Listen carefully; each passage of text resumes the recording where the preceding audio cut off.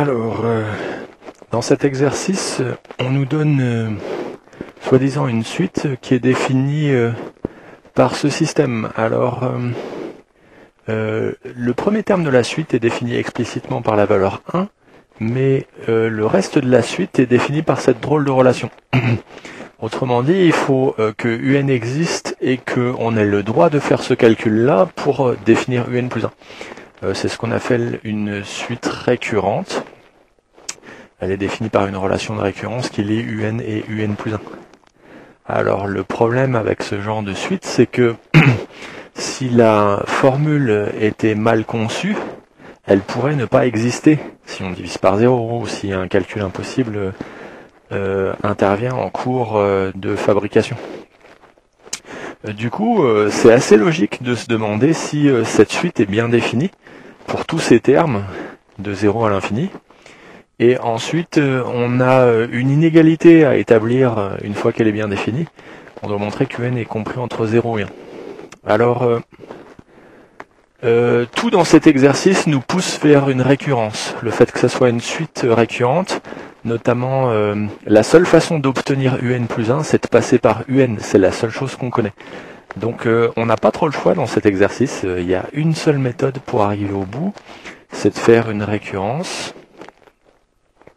A priori une récurrence faible, puisque à partir de UN, on doit pouvoir trouver UN plus 1.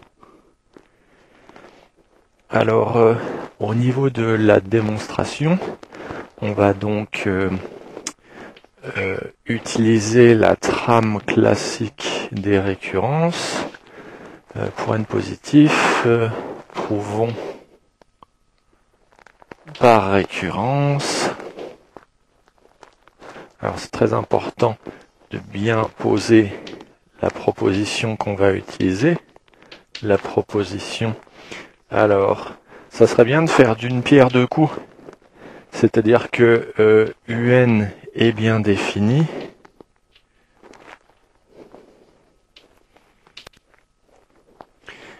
Et UN est compris entre 0 et 1. Donc on peut poser cette propriété de récurrence-là. Alors c'est tout un art de poser une bonne propriété de récurrence. Peut-être qu'on pourrait poser ceci plutôt. Donc ça a le mérite d'être plus court, plus compact.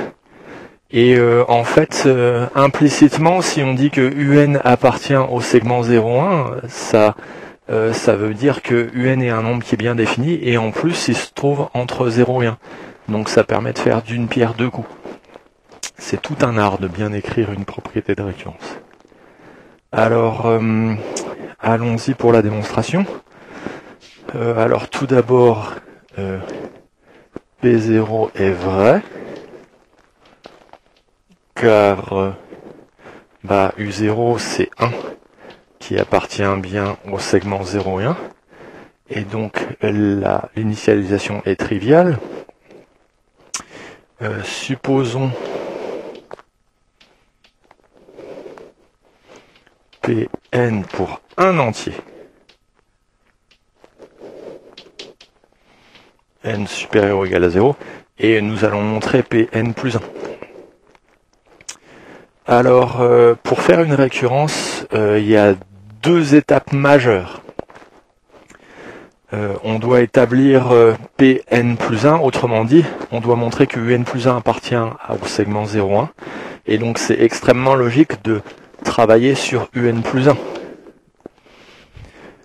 Et alors la première étape majeure dans une récurrence, c'est qu'il faut toujours se ramener au rang précédent. C'est la première chose qu'on fait. Et pour ça, la seule chose qu'on puisse utiliser, c'est cette relation-là. Et donc, ramenons-nous au rang précédent.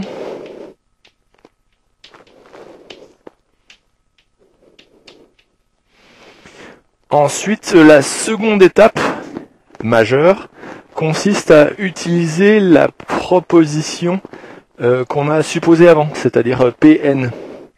Alors ici, Pn nous dit que le nombre qu'on a au-dessus, là, il se trouve entre 0 et 1. Le nombre qu'on a en dessous se trouve aussi entre 0 et 1. Et donc, on peut on peut établir l'inégalité suivante, qui est un grand classique quand on cherche à encadrer une fraction. Pour majorer une fraction, on majore ce qui est en haut, on minore ce qui est en bas. Et donc en haut, UN est plus petit que 1, donc en haut, c'est plus petit que 2. Ensuite, on va minorer le bas. UN est plus grand que 0, donc ce qui est en bas est plus grand que 2.